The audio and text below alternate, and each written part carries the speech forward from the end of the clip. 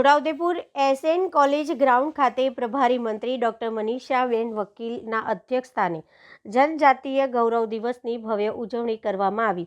રાજ્યભરમાં ભગવાન બિરસા મુંડાની 150મી જન્મ જયંતિની ઉજવણી થઈ રહી છે, ત્યારે રાષ્ટ્ર નિર્માણમાં આદિજાતિ સમાજના ગૌરવપૂર્ણ યોગદાનને જન જન સુધી પહોંચાડવાના ઉદ્દેશ સાથે જનજાતીય ગૌરવ વર્ષ મહોત્સવની ઉજવણીના ભાગરૂપે એસએન કોલેજ ગ્રાઉન્ડ છોટાઉદેપુર ખાતે આજરોજ મહિલા અને બાળ કલ્યાણ, સામાજિક ન્યાય અને અધિકારિતાના રાજ્ય કક્ષાના મંત્રી અને પ્રભારી મંત્રી મનીષાબેન વકીલના અધ્યક્ષસ્થાને ઉજવણી કરવામાં આવી। ઉપસ્થિત મહાનુભાવો દ્વારા ભગવાન બિરસા મુંડાની પ્રતિમાને પુષ્પાંજલિ અર્પણ કરવામાં આવી હતી। જિલ્લા વહીવટી તંત્ર દ્વારા ઉપસ્થિત મહાનુભાવોનું પુષ્પગુચ્છ આપી સ્વાગત કરવામાં આવ્યું હતું।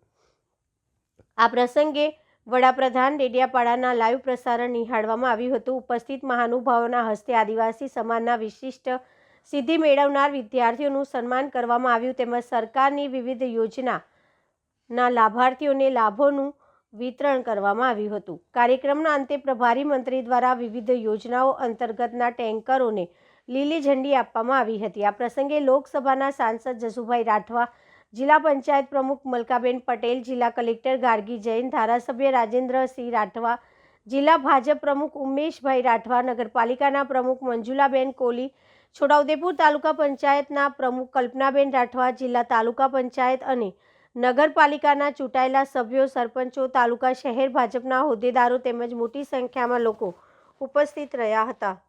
ભગવાન બિરસા મુંડાજીની 150મી જન્મ જયંતિ નિમિત્તે છોટાઉદેપુર આવવાનું થયું છે। આપણા દેશના વડાપ્રધાન શ્રી નરેન્દ્રભાઈ મોદીજી ડેડિયાપાડા ખાતે આવ્યા છે, ત્યારે આજે આ શહેરમાં આવીને જે ભવ્ય સ્વાગત કરવામાં આવ્યું, સાથે સાથે તો સરસ કાર્યક્રમ રાખવામાં આવ્યો। સમગ્ર ટીમને ખૂબ ખૂબ અભિનંદન આપું છું। સાંસદ શ્રી જશુભાઈ હોય કે જિલ્લા પંચાયતના અધ્યક્ષાબેન મલકાબેન હોય, અમારા ધારાસભ્ય શ્રી, આજે આ જનજાતિ ગૌરવ દિવસ અને જનજાતિ ગૌરવ વર્ષ નિમિત્તે પણ વિભિન્ન યોજનાઓનું પણ લોન્ચિંગ કરવામાં આવ્યું અને સમગ્ર ગુજરાતમાં જે આદિવાસી ભાઈ બહેનો છે એમના માટે થઈને પણ અલગ અલગ યોજનાઓનું આજે લોન્ચિંગ ડેડિયાપાડા ખાતે કરવામાં આવ્યું, તથા આજે છોટાઉદેપુર ખાતે પણ આ જ સમાજના લોકોને, બાળકોને અલગ અલગ ડિગ્રી અમને કંઈક ખ્યાતિ પ્રાપ્ત કરી હોય તો એમનું સન્માન, સાથે જે નિવાસ આંબેડકર નિવાસ યોજના અંતર્ગત પણ એમને જે આવાસ મળ્યા છે એના માટે પણ આજે ચાવી અર્પણ કરવામાં આવી છે। ખૂબ સારી વાત છે, જે બહુ મોટા પ્રમાણમાં સમગ્ર શહેર જિલ્લામાંથી લોકો અહીંયા ઉપસ્થિત રહ્યા છે। સૌને ખૂબ ખૂબ આભાર અને અભિનંદન।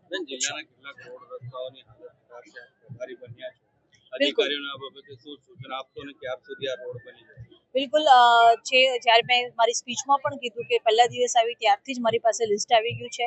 એ આરએનબી ડિપાર્ટમેન્ટ ગાંધીનગર ખાતે પણ આપી દેવામાં આવી છે। ટૂંક સમયમાં આ બધા જ રોડ રસ્તા જે વરસાદના લીધે ખરાબ થયા છે, તૂટી ગયા છે, એ બધા બની જવામાં આવશે। સાથે સાથે જે પુલિયા છે, જે એક પારથી બીજે પાર જવાનો જે રસ્તો છે નદીની ઉપરથી, એ પણ પૂર્ણ થશે। જે નેશનલ હાઈવેના અંતર્ગત આવતો પણ એક પુલ છે, એ પણ તૂટેલી હાલતમાં છે।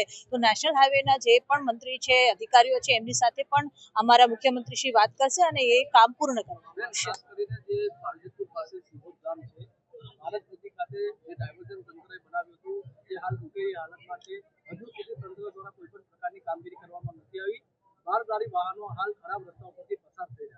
મેં હમણાં જે કીધી એ જ માહિતી મેં તમને આપી કે એ જે પુલ તૂટેલો છે અને એ ક્યાંક ને ક્યાંક નેશનલ હાઈવે સાથે જોડાયેલો છે, નેશનલ હાઈવે 56 સાથે જોડાયેલો છે, એટલે એ વાત પણ કહી દીધી છે। અને જે રાષ્ટ્રીયના મંત્રી છે નીતિન ગડકરી સાથે, એમની સાથે વાત કરીને એ કામ પૂર્ણ કરવામાં આવે ને સૌથી પહેલા ચિંતા કરવામાં આવશે।